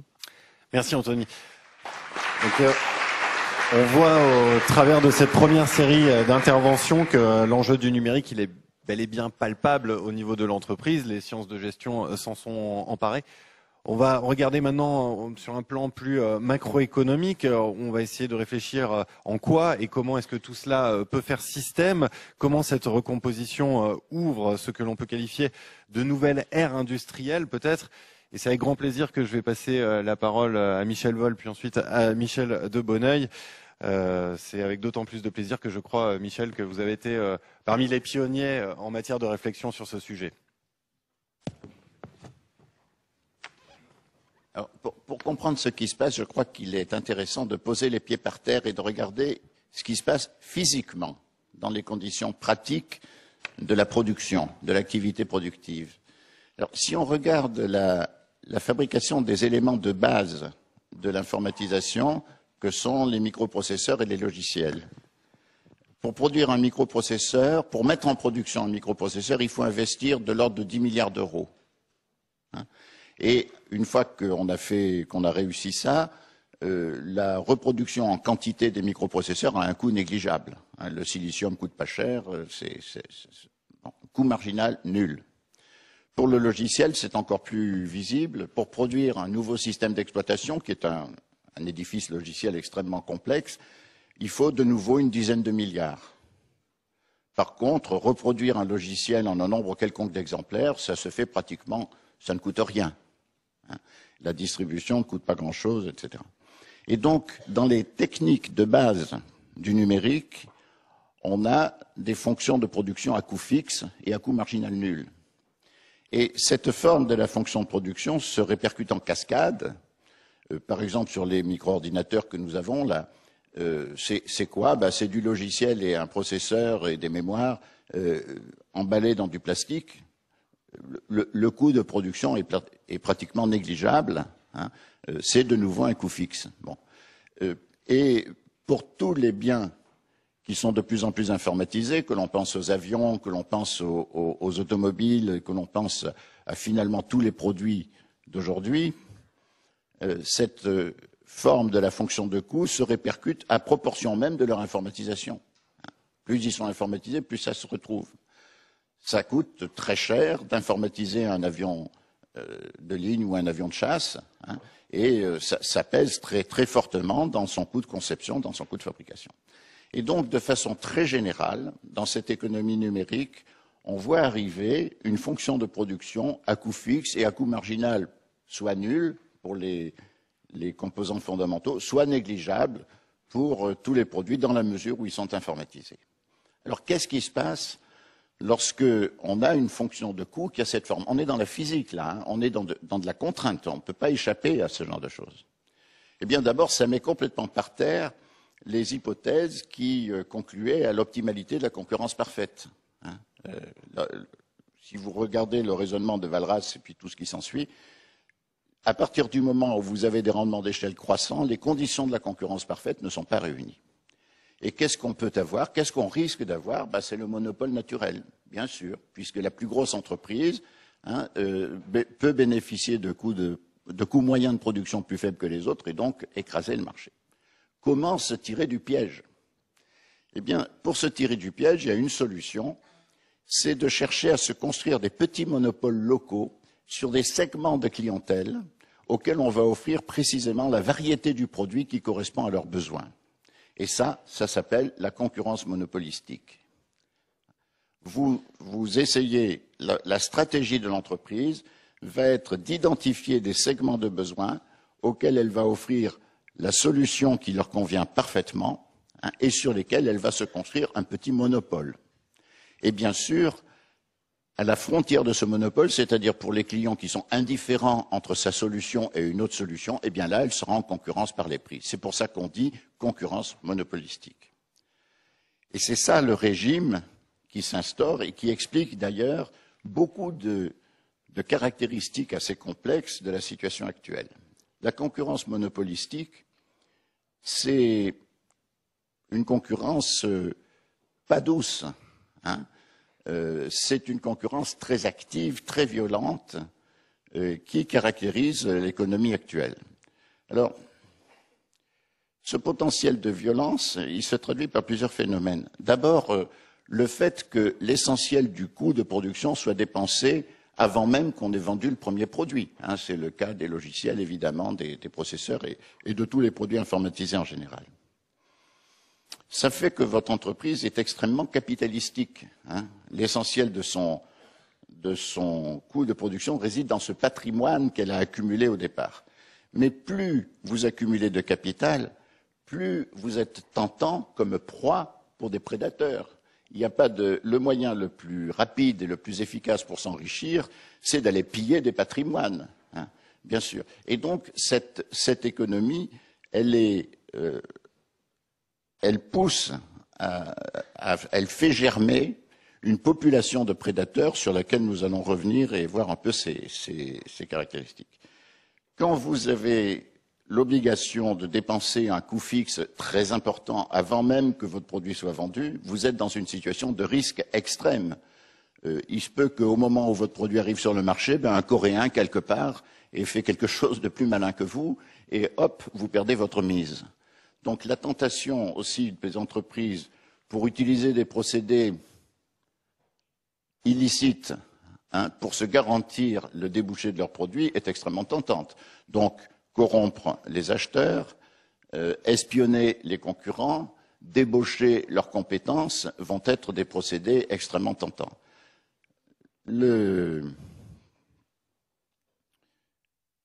Aussi un autre aspect d'ailleurs qui est de nature à déboussoler nos régulateurs. Nos régulateurs actuellement ne pensent que concurrence, concurrence, concurrence. Très bien, ok, d'accord. Dans la concurrence monopolistique, les entreprises ne pensent que monopole, monopole, monopole. Elles veulent conquérir des monopoles. Comment organiser ça? Le fait que lorsque l'on veut se conquérir des places de monopole sur des segments de clientèle qu'on a identifiés, etc., une bonne astuce, c'est d'innover. On va trouver concevoir la solution qui correspond aux besoins d'un segment que personne n'avait repéré jusqu'alors, etc. Le moteur de l'innovation tourne extrêmement vite. D'ailleurs, on le voit bien. Les produits se succèdent aux autres. Par moment, on en est presque saturé de ces innovations. Dans la concurrence monopolistique, vous avez un ressort tendu qui vous pousse à faire du marketing au sens intelligent du mot, c'est-à-dire identifier des besoins et innover pour les satisfaire et recommencer, etc. Et donc, pour le régulateur, le problème actuellement n'est pas de dire concurrence, concurrence, concurrence, comme on l'entend toujours dire à Bruxelles, ça devient fatigant, mais de dire comment faire pour réguler le flux d'innovation, sachant que celui qui s'est conquis un monopole, il faut qu'il puisse en bénéficier pendant une durée suffisante pour rentabiliser son coût fixe, mais il ne faut pas qu'il en bénéficie trop longtemps, parce que sinon il va s'endormir sur ses lauriers, il va toucher une rente de monopole indéfinie, il va arrêter d'innover. Et donc, le problème du régulateur aujourd'hui n'est plus de dire je veux favoriser la concurrence, parce que la concurrence c'est la recette miracle de l'efficacité. Le problème du régulateur, c'est de dire il faut que je dose la durée d'un monopole temporaire, de manière que le ressort de l'innovation continue à fonctionner, que les entreprises ne s'endorment pas sur leur laurier, mais qu'elles aient également une durée suffisante pour rentabiliser leur effort et leur investissement initial. Alors, comment la concurrence sur quoi joue-t-elle? Assez souvent, alors tout à l'heure, Olivier a dit que les produits devenaient des assemblages de biens et de services, c'est bien effectivement ce qui se passe, et assez souvent, la concurrence va porter davantage sur la composante service du produit que sur la composante bien. Beaucoup de produits qui sont de ces assemblages de biens et de services, si on regarde le bien, il est assez banal finalement. Hein. Les ascenseurs sont tous les mêmes, les photocopieuses sont toutes les mêmes, il y a beaucoup de produits qui sont fabriqués d'ailleurs selon des brevets qui sont depuis longtemps disponibles, donc banalité dans les biens. Qu'est-ce qui va faire la différence? C'est la qualité du service qui l'entoure. Assez souvent, d'ailleurs, on change de marque automobile parce que le chef d'atelier est désagréable. Hein, et donc, bon, on se dit, je vais plus chez celui-là, je vais aller chez un autre. Pour un ascenseur, même chose. Hein, si vous allez choisir une marque d'ascenseur qui fait que si quelqu'un se trouve coincé dans l'ascenseur, le dépannage est rapide. Pour les photocopieuses, c'est pareil. Hein, vous allez choisir celui qui vous donne qui fait que le jour où vous avez votre photocopieuse qui tombe en panne, le technicien arrive et la répare rapidement. Voilà. Donc, c'est la qualité du service, le plus souvent, de plus en plus, qui va être l'élément essentiel de la concurrence qui va vous permettre de différencier vos produits. Voilà. D'où, bien sûr, une forme d'économie complètement nouvelle. Alors, pensez donc, et je résume, à l'origine physique et contraignante du phénomène. C'est-à-dire qu'on n'a pas le choix. On ne peut pas se dire aujourd'hui, oh, moi je préfère la concurrence parfaite plutôt que la concurrence monopolistique. On peut le penser, mais c'est pas possible. Elle s'impose. Et on va passer la parole à Michel de Bonneuil. Comment est-ce que vous réagissez à cette intervention de Michel Vol? Intervention brillante. Cette table ronde. Donc, je vais essayer de le faire et je vais le faire à base d'une idée originale et que je crois intéressante et que je vais essayer de vous développer maintenant. Je crois qu'il y a deux temps dans toute révolution technologique. Il y a un premier temps qui utilise cette technologie nouvelle pour fabriquer tout autrement et plus efficacement les produits qu'on faisait avant. Et puis il y a un deuxième temps qui arrive après et qui se superpose au premier, qui continue, qui est le fait que des acteurs nouveaux, venus de nulle part, se mettent à faire de tout nouveaux produits parce qu'ils ont une technologie toute nouvelle. Et donc on a une espèce de superposition de ces deux phénomènes qui rendent très difficile à analyser la situation que l'on observe, qui est donc une situation qui les mélange. Alors, on voit bien dans la révolution de la mécanique, ce qui s'est passé, c'est dans un premier temps la mécanisation de l'artisanat et de l'agriculture, et dans un deuxième temps la naissance de nouveaux produits qui ont été les biens et qui ont créé un grand secteur industriel qui a permis la croissance que l'on a connue. On a vu arriver à un moment donné ces nouveaux acteurs. On a des histoires qui sont celles des Ludites et des Canuts, si vous voulez, qui relatent cette arrivée et ce conflit entre les anciens entrepreneurs et salariés et travailleurs et les nouveaux entrepreneurs et travailleurs. Parce qu'effectivement, il y a là un conflit et il faut trouver une façon de réconcilier ces deux modes de production. Là, nous avons eu un premier temps, et nous avons toujours un premier temps, d'ailleurs sur lequel on a beaucoup parlé, qui est celui de l'automatisation, l'intégration de toutes les technologies numériques au fur et à mesure qu'elles apportent des améliorations supplémentaires, c'est-à-dire tout le temps. Donc une révolution de la production industrielle et de services. Voilà, elle est actuellement en train et elle est très compliquée et les acteurs qui la portent la font avec courage et c'est très bien. Mais simultanément, on a vu arriver des acteurs venus de nulle part, qu'on appelle maintenant les GAFA, et qui, eux, ont compris qu'avec ces technologies numériques, on n'avait pas seulement la possibilité de faire tout autrement ce qu'on faisait avant, mais de faire tout autre chose.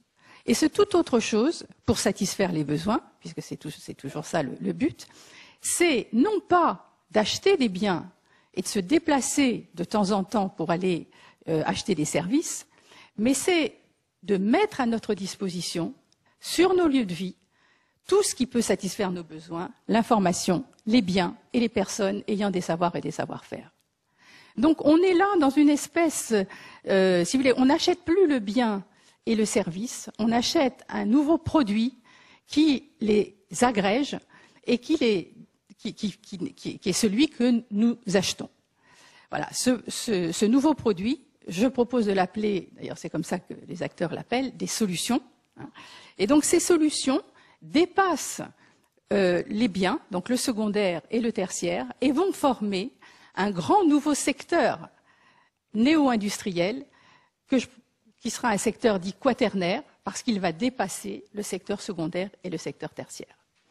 Alors, pourquoi je dis ça? Parce que ces nouveaux acteurs, qui sont encore une fois les GAFA, on voit bien qu'ils sont arrivés avec cette puissance extraordinaire, et vous voyez bien que ces produits qu'ils nous offrent, ce sont des solutions, ce sont les premières solutions, puisqu'elles nous mettent bien à disposition sur nos lieux de vie les biens, l'information, les biens et les personnes. Voilà. Alors nous n'y prenons pas garde, mais ce ne sont ni des biens ni des services, et ce sont bien des nouveaux produits. Et ce sont bien eux qui mènent la danse. Alors, ce qui est tout à fait intéressant là-dedans, c'est que ces nouveaux acteurs qui sont fondamentalement des acteurs du numérique, fondamentalement c'est des acteurs du numérique, traitement de l'information. Donc eux, la mise à disposition des biens et des personnes, ça les intéresse pas. Et donc en fait, ils les ont délégués à des travailleurs indépendants, d'ailleurs pas seulement les travailleurs indépendants dont il a été question là, hein, mais des travailleurs indépendants du dernier kilomètre, ce qu'on appelle un peu du dernier kilomètre, c'est-à-dire ceux qui en effet, dans cette nouvelle façon de satisfaire les besoins qui se généralisent, effectuent les mises à disposition de biens et de personnes sur les lieux de vie. Donc ces acteurs ont eu un très grand mérite puisque ils ont inventé ces nouveaux produits, ils ont été les premiers à inventer ces nouveaux produits.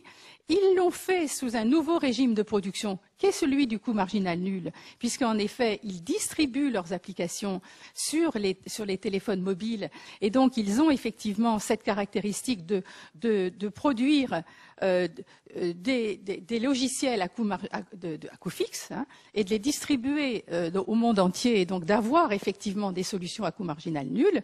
Donc effectivement, avec la possibilité de faire des nouveaux produits pratiquement gratuits ou en tout cas très peu chers, donc avec une diffusion très forte. Ces produits évidemment plaisent énormément aux consommateurs, se diffusent comme une traînée de poudre, mais nous avons là des problèmes que nous commençons à voir tout à fait nettement, c'est-à-dire cette polarisation de l'emploi avec ces travailleurs indépendants en aval de cette chaîne de dépendance, donc des grands monopoles non contestables tout à fait en haut, puis de monopoles en concurrence monopolistique qui fabriquent ces applications et nous les mettent à disposition, et puis en aval tous ces travailleurs indépendants. Et plus l'économie se développe, comme c'est le cas aux États-Unis, plus ces inégalités font leur chemin, et vous savez tous maintenant que, par exemple, aux États-Unis, les inégalités sont plus élevées qu'en 1929, d'où des problèmes qui deviennent tout à fait importants à gérer. Alors, ce qui est aussi très important là-dedans, c'est que tous ces acteurs, en fait, se sont rendus, bien que vendant des produits pratiquement gratuitement, ont réussi à être très riches parce qu'ils aspirent toutes les données qui sont utilisés au passage dans ces applications et qu'ils les vendent à des annonceurs. Tout ça, on le sait bien. Hein. Bon, je rappelle juste ça très rapidement. Et donc, on a affaire à des acteurs extrêmement puissants, extrêmement riches, plus puissants que les États, Et troisième élément extrêmement important, c'est qu'aujourd'hui, avec ces datas, ils sont en train de mener la danse de l'intelligence artificielle. L'intelligence artificielle, c'est effectivement comprendre comment fonctionne notre cerveau et simuler cette intelligence humaine et la dépasser. On voit déjà comment les choses sont faites. Et donc, on a là des acteurs qui sont capables d'orienter dans le sens qui les intéresse, c'est-à-dire celui, encore une fois, où il n'y a pas d'hommes, puisque eux, leur but, c'est de gérer de l'information et donc d'éliminer le plus possible l'homme au travail. Et donc là, on est en train de voir, effectivement, se mettre en place tous ces objets autonomes qui effectivement vont nous permettre de mettre à notre disposition tout ce dont on a besoin, mais de plus en plus avec des robots humanisés qui vont autonomes, qui vont nous apporter sur nos lieux de vie tout ce dont nous avons besoin. Alors, les choses emblématiques aujourd'hui, c'est évidemment la voiture autonome, hein, et on voit qu'effectivement, elle progresse très très vite. Mais on voit bien que aujourd'hui, tout le monde a conscience, à la fois que ces acteurs nous apportent énormément et qu'en même temps, ils sont quand même, il faut qu'on les contrôle. Donc, on essaie de les contrôler, mais on voit bien la grande difficulté de ce contrôle, parce que, encore une fois, c'est un paradigme très puissant qu'ils ont à leur disposition, et donc on peut toujours s'exercer, mais je crois qu'on aura beaucoup de difficultés à lutter contre cet état de fait économique qui est en effet très dangereux pour l'existence même de l'humanité. Et je dirais même que c'est plus ennuyeux que ça. Même si on arrivait à contrôler ces acteurs, le problème n'est même pas de les contrôler. Le problème, c'est qu'ils réduisent le numérique à une seule forme d'application, qui est celle qui élimine l'homme. Or, évidemment, ces technologies nouvelles ont tellement de potentialités qu'évidemment, ils peuvent faire autre chose que d'éliminer l'homme. Bon, et c'est précisément ce que sont en fait, et c'est la très bonne nouvelle, c'est précisément ce que sont en train de faire les entreprises de services qui se révolutionnent, etc., mais qui aujourd'hui sont menacées par l'ubérisation, c'est-à-dire par ces nouveaux acteurs qui arrivent, ils sont menacés par l'ubérisation, et eux, leur savoir-faire, c'est de gérer de la matière et des hommes. Et donc, la carte qu'ils ont à jouer, c'est d'utiliser le numérique, mais en gérant eux-mêmes la matière et les hommes, contrairement à ce que font les GAFA, et de façon complémentaire.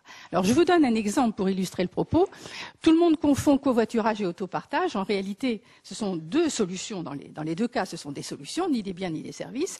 Mais le covoiturage est une solution à coût marginal nul. C'est un travailleur indépendant qui achète sa voiture et qui la met à disposition. Tandis que dans l'autopartage, c'est une entreprise. Par exemple, à Paris, pour Autolib, c'est l'entreprise Bolloré qui achète les voitures et qui embauche des salariés pour nous les mettre à disposition en bon état de fonctionnement. En tout cas, c'est ce qui devrait se faire. Voilà. Donc, on voit bien qu'on a deux formes de solutions, et c'est pas une invention, c'est ce que nous observons aujourd'hui sur le terrain. Et au fur et à mesure que les objets connectés se développent, on voit aussi une prise de conscience que ces objets connectés n'ont pas de sens à être achetés. On l'a fait, par exemple, sur les capteurs de fumée. Le directeur général de Fnac Darty me disait, on a compris qu'on ne vendrait pas les objets connectés. Parce qu'un objet connecté tout seul, vous voyez, acheter une machine à laver, ça a un sens, ça lave le linge jusqu'à ce qu'elle tombe en panne. Acheter un capteur de fumée ou de chute, ça n'a pas de sens, parce qu'il faut que vous ayez autour des gens qui les posent de la bonne façon, qui les entretiennent, qui vous changent les piles quand il le faut.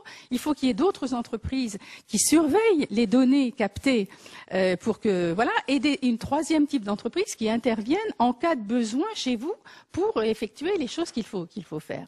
Et donc le problème qui se pose, c'est que cette façon de fonctionner, les GAFA ne le feront jamais. Et c'est donc ces entreprises de services qui sont menacées par les GAFA qui sont en train d'essayer de le faire. Alors, le problème, c'est qu'évidemment, c'est beaucoup plus difficile à faire, puisque on le voit, comme j'ai essayé de le dire, il faut intégrer ces services. D'ailleurs, on a bien dit que c'est ce que permettraient ces technologies, d'intégrer des services autour d'objets connectés. Donc, si vous voulez, c'est quelque chose qui est extrêmement difficile par rapport à ce que font les GAFA, qui ne gèrent aucunement la matière et qui ne font qu'avoir en aval soit des travailleurs indépendants, soit quelques entreprises qui vont avoir acheté pour normaliser leur production d'objets autonomes. On se trouve là avec une très très grande difficulté. Ce sont des acteurs qui ont leur activité propre. Donc, vous voyez, vous prenez la Poste, les assureurs, tous ces acteurs, si vous voulez, qui sont en train de réfléchir à la façon où les grands distributeurs de biens, tous ces acteurs-là sont en train de réfléchir à ces nouvelles formes de solutions dans lesquelles les entreprises vont gérer les mises à disposition de biens et de personnes sur les lieux de vie. Ces solutions-là, que je propose d'appeler quaternaires pour les distinguer de celles à coût marginal nul, elles sont en train d'essayer de naître. Elles ne souhaitent pas évincer les solutions à coût marginal nul, elles souhaitent les compléter. Vous voyez bien que le covoiturage et l'autopartage, on ne veut pas en supprimer l'une ou l'autre. Il faut que les deux existent parce que les deux ont une fonction différente. De même, si on fait de la silver economy et que l'on offre des bouquets de solutions pour que les personnes puissent vivre chez elles, on va vouloir coordonner à la fois du Skype, qui est de la solution à coût marginal nul, pour que la personne puisse avoir sa relation, un lien social avec sa famille, mais aussi des solutions quaternaires, par exemple de prévention de chute, qui vont articuler, comme je le disais tout à l'heure, tous ces services de pose d'objets que nous n'achèterons plus, des surveillances à distance, des interventions de personnes sur le lieu de vie. Donc on voit bien qu'on est là dans une révolution extrêmement forte d'acteurs qui, encore une fois, doivent gérer leur activité ancienne. Toutes ces activités, par exemple Fnac Darty, il faut qu'ils continuent à essayer de vendre ses biens. Et en même temps, ils voient bien qu'il faut qu'ils préparent le futur qui est de vendre maintenant des bouquets de solutions. Donc, c'est très compliqué et ces entreprises sont soumises à toutes sortes de législations fiscales et réglementaires qui ont été imposées dans une autre économie et qui s'imposent toujours à eux puisqu'ils sont des vieux acteurs de l'économie. Donc, ils sont pris vraiment dans des tas de contraintes qui fait que pour eux, ça va être un vrai défi de dépasser tout ça. Mais pour conclure, puisque d'ailleurs le temps presse, je voudrais simplement vous dire que j'espère vous avoir montré que cette clé de lecture de ces solutions quaternaires, en plus des solutions à coût marginal nul, qui vont créer un nouveau grand secteur néo-industriel de nouveaux produits qui vont mieux satisfaire les besoins en mettant à la disposition du consommateur tout ce qui peut satisfaire ses besoins, eh bien, c'est là la naissance d'une nouvelle économie qui sera d'ailleurs beaucoup plus fondamentalement durable parce que tous ces objets qui ne sont plus achetés mais qui seront mis à disposition dans le cadre de ces solutions, évidemment, c'est le pied dans une économie de fonctionnalité et de circularité. Puisque, de fait, d'emblée, c'est pas seulement au prix pour qu'il y ait de l'usage, c'est que fondamentalement, dans ce modèle, l'usage est dedans. De même, la circularité de la même façon, puisque l'entrepreneur qui vous met à disposition l'objet gardera la propriété de cet objet et donc évidemment il se souciera de la façon dont le bien va être ensuite recyclé, etc. Donc on a là une façon d'entrer dans l'économie de fonctionnalité et de circularité qui est extrêmement nouvelle et intéressante, avec des grandes difficultés, parce qu'effectivement, très peu d'acteurs savent mettre à disposition des biens sans que le consommateur l'achète. Donc, il faut encore innover dans ces matières. Ces solutions, évidemment, ont aussi l'avantage de créer beaucoup d'emplois et de bons emplois, puisqu'on a, j'avais fait le calcul que si chaque Français consommait des solutions quaternaires dans lesquelles il y ait le travail de 2 heures par semaine d'une personne, ce qui n'est pas extraordinaire, le calcul montre que ceci correspondrait à la création de plus de 4 millions de travail équivalent temps plein. Donc on a là un énorme gisement d'emplois et d'emplois qui seront de qualité puisqu'ils seront faits dans le cadre d'entreprises qui embaucheront et qui formeront ces travailleurs. Parce qu'on voit bien que l'inconvénient quand même des solutions à coût marginal nul, c'est qu'ils exploitent à la fois l'avoir et les connaissances des travailleurs indépendants, parce qu'ils ont des voitures, on a des appartements, on sait les conduire, etc.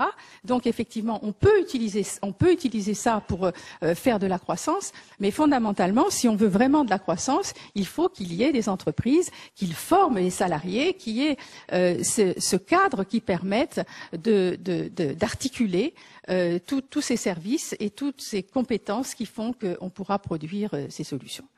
Et donc, vous voyez, on est, pour finir, en synthèse, je voudrais dire qu'on est face à une situation extrêmement complexe dans laquelle on a à la fois des entreprises anciennes, industrielles et de services, qui sont en train de révolutionner leur mode de production de ces produits anciens, même s'ils se renouvellent, mais ce sont toujours des biens et des services qu'ils produisent.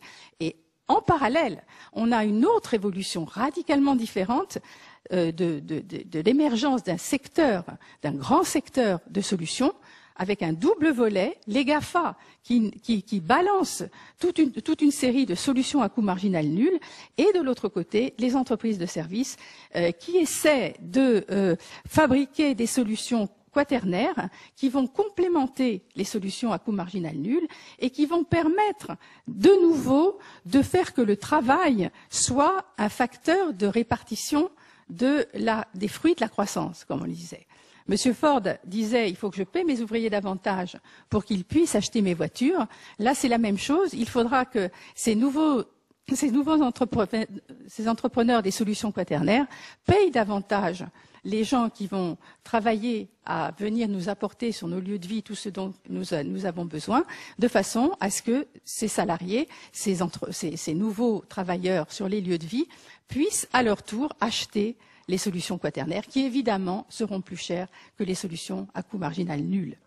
Voilà. Donc, ce que je voulais simplement vous dire, c'est que je pense qu'il est très important aujourd'hui, où nous devons faire des réformes de fond de nos économies, d'en avoir une vision synthétique, de façon à pouvoir prendre des décisions qui répondent aux besoins de tous et qui permettent à tous ces acteurs qui recherchent leur place dans un nouveau mouvement de croissance qui passe de l'avoir plus à l'être mieux, que chacun puisse trouver sa place et être embarqué dans une histoire qui nous conduit collectivement à une société en progrès.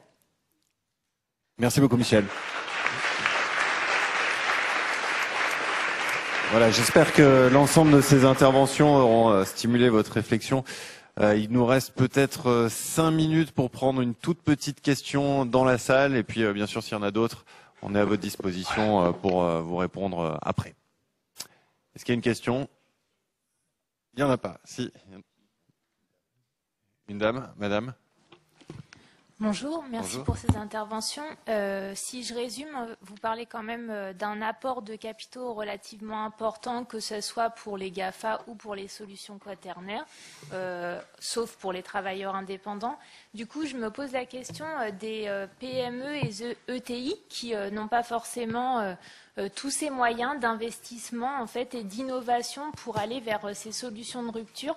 Comment vous pensez que la France, que ce soit le gouvernement ou l'ensemble de la société, peut soutenir le milieu, on va dire, de l'industrie, pas les très gros qui ont des moyens, ni les tout petits, mais ceux du milieu, pour aller vers cette révolution numérique? C'est pour toi, ça, non? Non. Je veux bien me risquer. C'est effectivement un gros défi. Alors, je dirais pas justement qu'on sort un tout petit peu de cette situation de l'entreprise, de la PME qui serait coupée de tout accès aux capitaux. Il y a une industrie du capital investissement aujourd'hui et elle répond un petit peu à ça quand même. Alors, elle a peut-être pas atteint sa taille critique elle aussi. Mais qu'est-ce qu'elle achète aujourd'hui, l'industrie du capital investissement? Elle achète des histoires. Elle achète des histoires, elle surpaye des histoires, des promesses de rendement, des promesses de profit. C'est même le seul secteur aujourd'hui qui, tous les économistes vous disent, le capital est devenu immatériel, la valeur est symbolique, etc. Finalement, il n'y a que des financiers un peu insensés et spéculateurs qui, aujourd'hui, adhèrent à ces histoires. Alors évidemment, c'est très intéressé. C'est-à-dire, on surpaye une histoire, une narration, pour recéder cet actif avec un gros multiple derrière et essayer de faire son profit. Sachant qu'il y a les grandes entreprises de l'autre côté qui sont en position prédatrice, qui elles ont les moyens d'absorber ces multiples. Donc il y a bien un acteur intermédiaire qui s'est mis en tout cas, un métier financier qui s'est mis là-dessus. Il est très dangereux bien sûr parce que vous l'avez compris, notre époque vend beaucoup d'histoires avec un risque de casse et de perte extraordinairement élevé. Voilà, normalement cette industrie s'intéresse à ça. Maintenant, sur le principe, bien entendu, parce que la réalité n'est pas tout à fait celle-là. Sur l'amorçage, il y a peu de montants, et on sait très bien que l'industrie du capital investissement, elle est plutôt sur le rachat, l'achat de pépites déjà confirmées, etc., etc. Mais bon, on voit bien malgré tout. Voilà, si on pousse autant les entreprises, les PME à la croissance externe aujourd'hui, si on fait du LBO, tout ça c'est moche, c'est de la spéculation pour beaucoup, mais ça colle quand même avec notre histoire. C'est-à-dire, oui, les entreprises aujourd'hui cherchent des partenariats, cherchent à étendre, cherchent à créer des systèmes. Alors voilà, bon, on voit les choses bouger et une petite cohérence dans l'histoire. Voilà, malheureusement, on est pris par le temps pour d'autres questions éventuelles. Mais non, je sais pas. Tu veux ajouter quelque chose? D'accord. Votre opinion sur cette question? Non, mais de toute façon, on va être obligé de céder la place à la table ronde suivante. Mais bien sûr, si vous avez d'autres questions pour les intervenants, ils sont à votre disposition dès la descente de scène. Voilà, il me reste à vous remercier tous pour votre attention et remercier les organisateurs, le Printemps de l'économie et Pierre-Pascal Boulanger. Merci beaucoup.